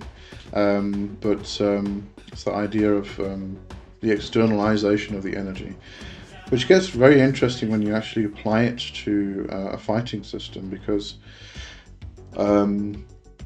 there's the idea, and I know in Tai Chi, maybe Richard can confirm this, in Tai Chi there's the idea that you allow the opponent to hit you first, and what happens is, as they hit you, their energy is projected towards you, and you absorb the energy, and then you actually take that and you project it back at them through a movement, and the force behind it is doubled, tripled even. But you don't use your energy, you use your opponent's energy to fight them, which is just so freaking interesting. I love it. It's one of my favourite topics that I never get to study enough about. Negong and Qigong. Oh wait, sorry, missed a bit. Where am I? Who sent the book to you? Yolandi said I missed Jono also. I missed the regulars. Well, they aren't here. Yeah, Jono was in Wildwood on Friday. Don't know where he is today. Luna was here, so Jono must be busy with something. Probably work.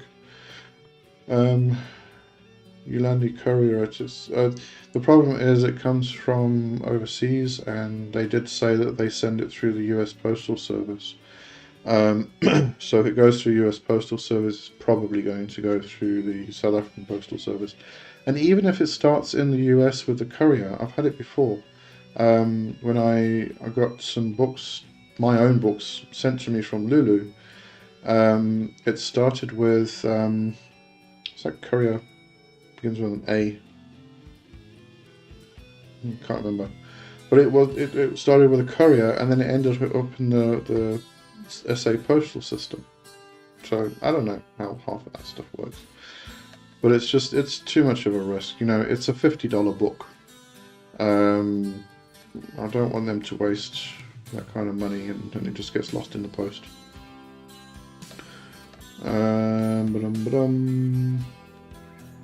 Sepia, hello, Amun Ra.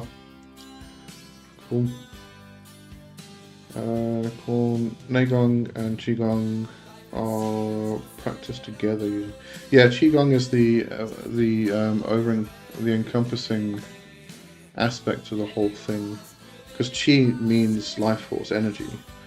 So you know, it's about, and Gong, Kung. What does Kung mean again? It's the perfection of your art or something.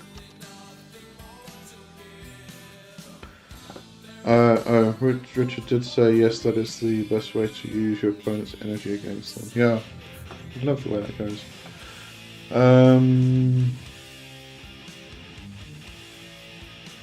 I searched Kung meaning and I got stuff about the Khoisan and the San Bushmen, because they use the Kung related to the Kung or their language. Okay, but that's not the Kung I was looking for. What does Kung mean in Chinese?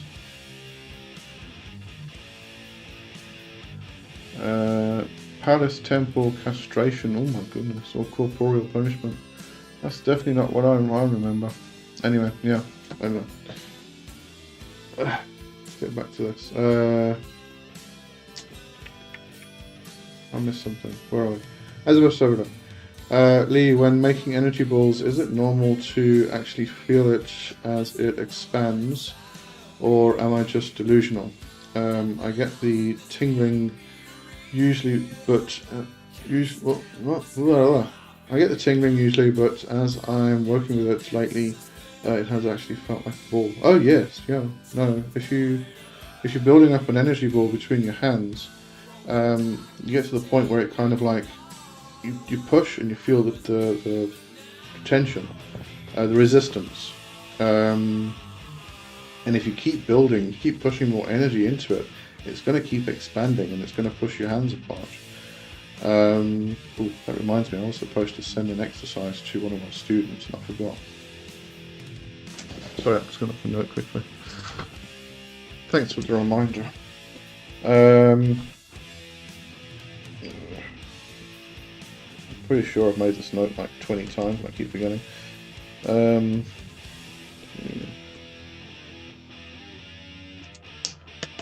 Right, excuse me, you're going to see my big forehead now. Do this. It's there. Oh, looking for you. Okay. That's my filing system. India Tracy, Corn. Dr. Yang Xuing Ming Qigong books are very helpful. They are brilliant. He is one of the best. I do find it a bit irritating that he gives like the whole history and explanation of Qigong, and it takes like half the book and he repeats it in a single book. But it's necessary, because if you've only picked up one book, you need the background. So I get it, but yeah, no, great books, absolutely brilliant. I learnt a lot from him. Ching Yi uses a lot of internal energy in fighting. Yeah, absolutely.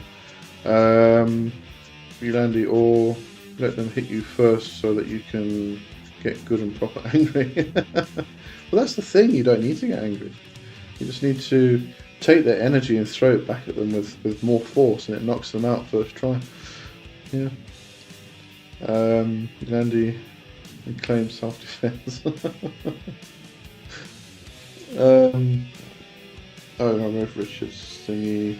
Yeah, self-defense. Okay, there we go. Right, back to the end of that again. People going away. Yeah, people are moving on to their Sundays, whereas we're coming to the end of our Sundays in this part of the world.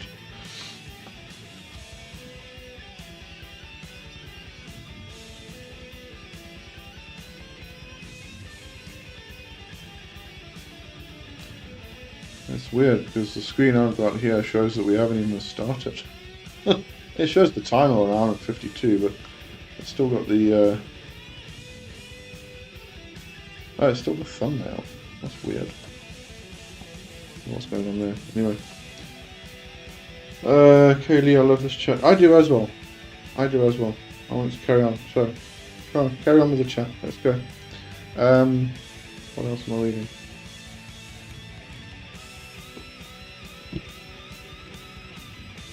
Oh, I did have a thought about Atlantis today. And it was actually a breakthrough in old conditioning and programming, actually. As above, so below. If you're still here, you might find this interesting because we had a chat about this quite recently. So, the idea I've had of when people talk about Atlantis and Atlanteans and the lost city that sunk and all this stuff, I've always had the impression that they're talking about, and a lot of them do. It's not like they don't view it this way, but this idea that it was this physical place with people who sank under the ocean and were wiped out, type of thing. You know, a civilization of human beings. And I've had to kind of really examine this lately. I don't know why. I haven't thought about it before. It's just hasn't really been something I've wanted to actually pursue, I suppose. But you know, the idea that it is just a parallel reality is something that is quite possible, and it's part of the underworld. That's all it really is. It's just, people call it Atlantis. But if you think of Avalon in an Arthurian legend, if you think of Shambhala in Tibetan teachings, or if you think of Mount Kaf, which is the Emerald Mountains of where the Jinn live, these are all parallel realities. Where these otherworldly, underworldly, chthonic spirits live. And that's all Atlantis really is at the end of the day. It's just that I think one of the reasons a lot of people come back to this idea of Atlantis and Lemuria and so fascinated with it is because it's possible that it's because it's not really focused in one part of the world. You know, it has mythology relating to the Greeks, it has mythology relating to Egypt and Europe. You know, there's even been speculation that it was this physical body of land between South America and Africa. So, you know, the problem is that people kind of relate it to these physical places on Earth, and that's what threw me off. It's always thrown me off. So, yeah, I'm taking a different approach with the whole Atlantis thing. Just where the otherworldly beings are, that's all. Okay, that was a bit of a ramble. Let's carry on with the chat now. Richard, I met Dr. Yang a few years back. He gave some great advice on energy work. Cool, nice. Andrea Atley, any magic spells to encourage a partner to cook? Enchant your own cooking to encourage him to cook. There you go. You asked me this before. Tracy, I was feeling sorry for myself and almost didn't come here today. Oh, I'm so glad you did. You're also glad you did, yes. We're glad you did. Richard Andrea threw an empty plate in front of them and shout, "Fill this." But then you don't know what you're going to get. Andy, I saw a TikTok video where a man was using iron trying to exorcise or banish a jinn. I got angry for some reason. No, it's a valid thing. I'm still very confused with the whole jinn and iron thing. I'm really not sure what's going on there. Am I still coming through? Because this says no data. Oh, what's going on?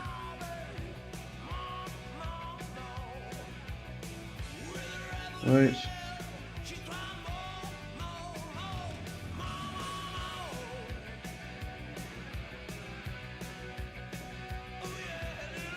Yeah, I don't know if I'm still coming through it.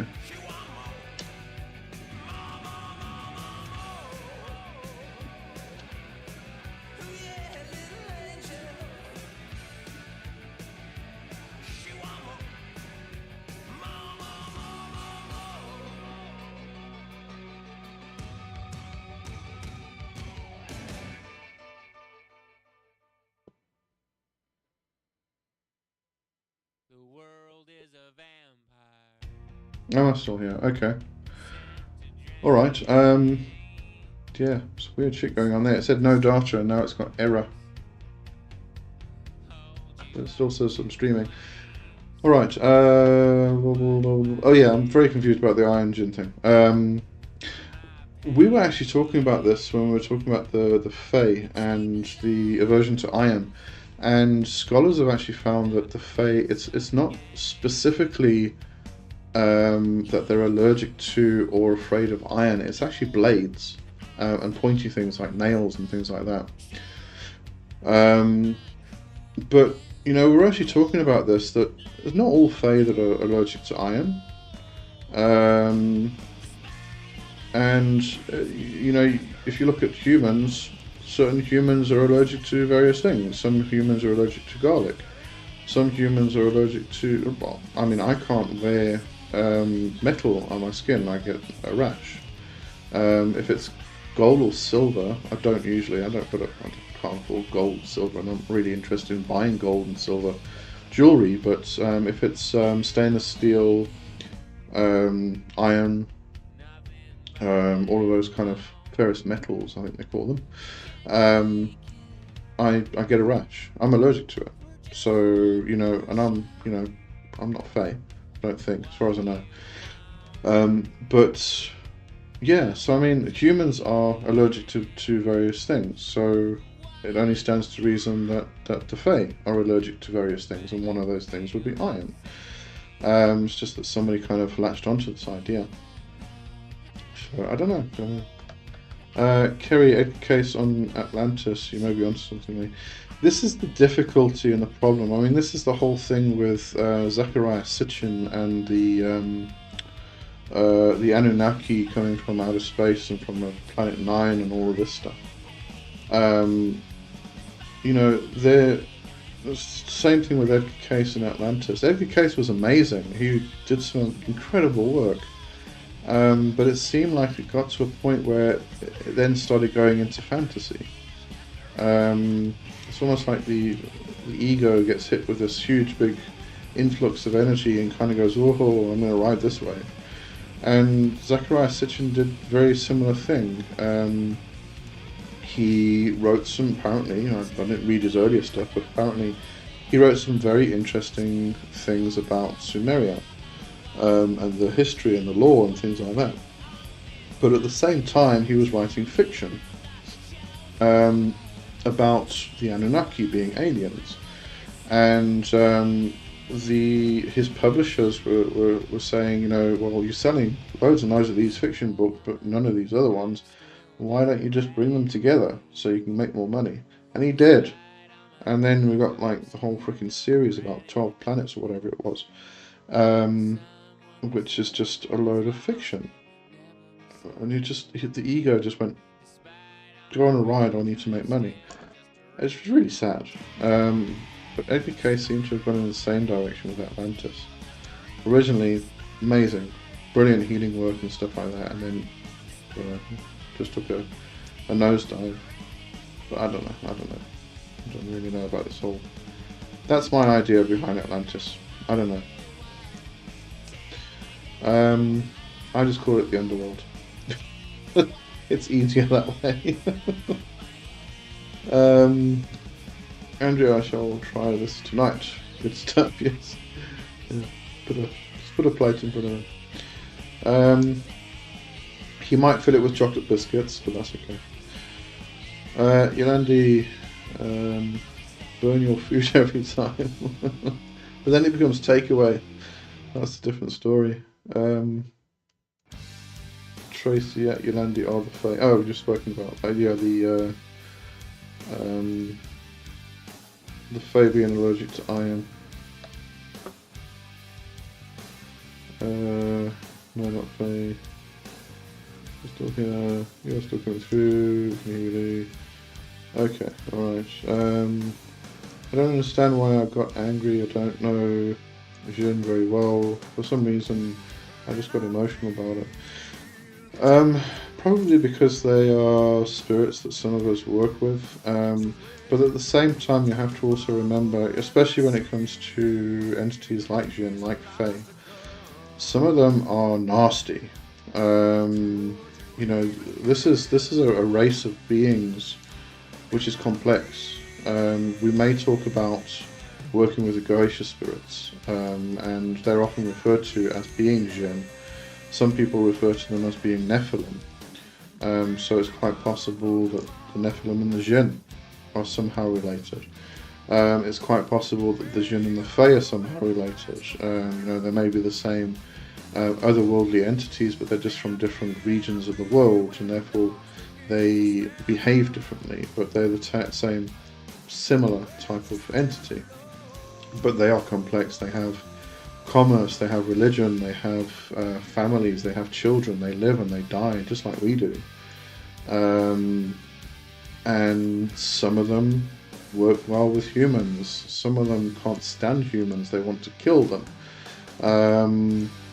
And you know, so you get some very, very, very nasty, malevolent otherworldly beings.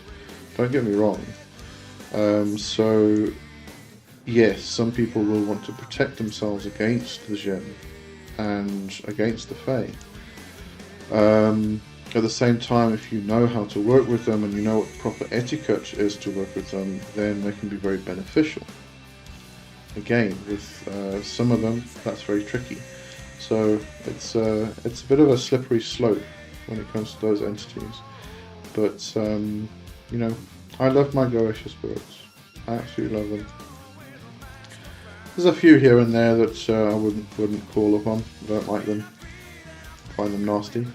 But if I need them for something, they're, you know, drastic. They're there for that purpose. Video. Andrea, pointy, sharp iron can be unhealthy. Anything sharp and pointy can be unhealthy. Andrea said to Yolandi, sounds like as though you're very empathetic. She is. She's definitely empathetic. Yeah, then I can get overwhelmed. Dark Moon Rising. Hello, hello, hello. What's the awesome music playing? Right now, it is Plush by Stone Temple Pilots. I hope it's the same music that was playing when you asked the question. There is a bit of delay in the chat, so I'm not sure. Yeah, Stone Temple Pilots right now. Okay. Corn. And if your liver is imbalanced as well, will cause you to get angry. That's a good point. Yeah. That's actually interesting how the different imbalance of different organs cause emotions. And this is why, you know, we talk about the three brains, and that one in the head, one in the gut, and then one in the heart. We have these three centers of independent thought almost, which then interconnect. It's interesting. Kerry, I thought the Nephilim were giant humans. They were. So, yeah. Well, they weren't exactly human. They were, according to the mythology, they would have been half human, half angelic. And that's concerning the mythology of Enoch, with the Gregoria, the fallen angels. But, you know, stories get told according to who's telling the story. And if you take the same story and relate it to something like the Fae, I mean, there's a lot of European and British people, folklorists, who tell the story of the Gregoria actually being Fae. And Fae are not tiny little things, especially not with wings and things like that. That came through in the 1800s, kind of like the Renaissance period, I think, with Romantic literature. And the wings, interestingly enough, wings that we see on fairies actually came through in plays when they started doing plays. And in order to distinguish between humans and fairies, they would give the fairies wings, and that's how the audience knew they were not human.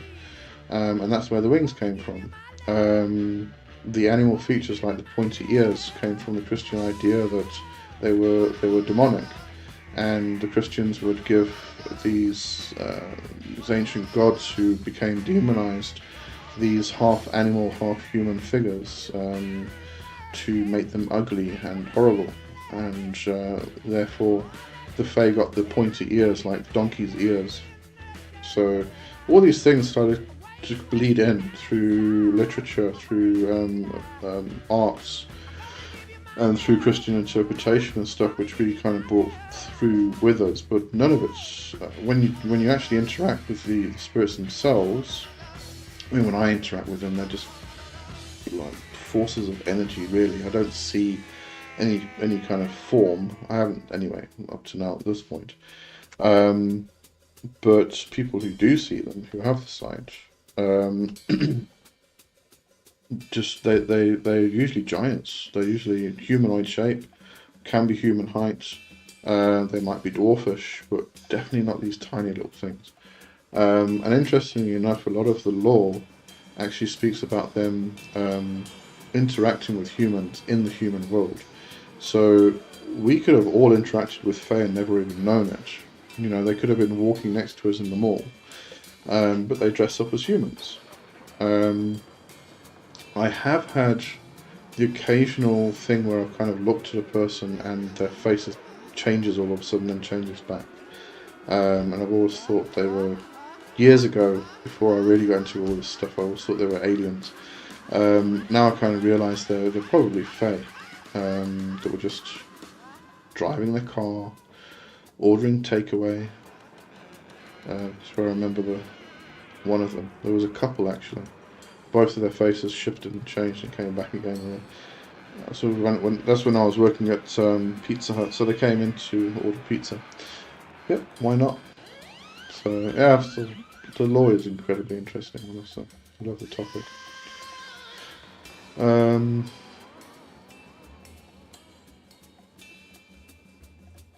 Andrew said, understandable that some might not look like humans, or might not like humans. Oh yes, absolutely. I mean, actually, there's an interesting overlapping story between a variety of different cultures. Coming back to Atlantis, the whole idea, or the whole reason why it sunk into the ocean was because they abused the technology and they abused their power and everything else.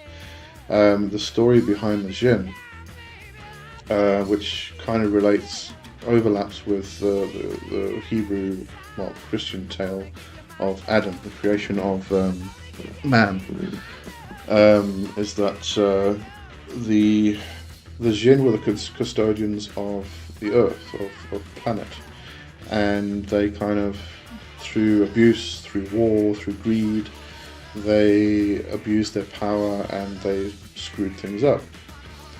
And therefore God made man to take over. And Jinn were then shifted out of this reality into another reality, and man became the custodian of Earth to look after the Earth. And now we're fucking it up and screwing it up. So it's quite possible there'll be another race that comes along and will get shifted out into a different reality. I don't know. You know, these are myths. So, you know, just tales that told. But yeah, forgotten where I was. Don't know what I was talking about now.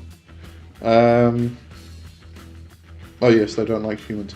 Yeah, but that's part of the interesting, one of the reasons, one of the mythological reasons why Jinn don't like humans is because of that whole thing, that they were kicked out of this reality, and we took over. But at the same time, we are abusing the earth again. We're abusing the world, and in certain instances, the Fae don't like that. This really starts to bleed over into land spirits and things like that, where we are abusing the planet and land spirits are getting affected by it, and that's why they don't like humans. So you have to approach them with lots and lots of caution, lots and lots of offerings. As I was so below, personally would love to find a ghost spirit that is known to be very interactive. You've got one. What are you talking about? Any ghost spirits that like weed? Asking for a friend. It's me. I'm the friend.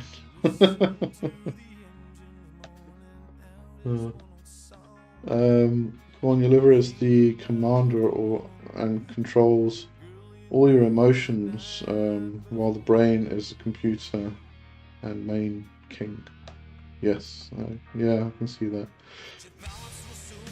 I'm not really much of a biologist myself, but yes, I do get that. I do understand that thing. Dragon, they only succeeded to make them look exotic. And why do they look? What do they look like to you? Oh, you mean the spirits, the Goetia spirits? Usually like human or just humans. Sometimes they. I'm trying to think of the one typical example would be Leviathan. When I went to go visit him in his realm, he kind of came out of the water. He looked like a human-shaped fishman. Just looked weird. There was also, I think it was Belial, who kind of enjoyed. Am I? Yes, I'm back.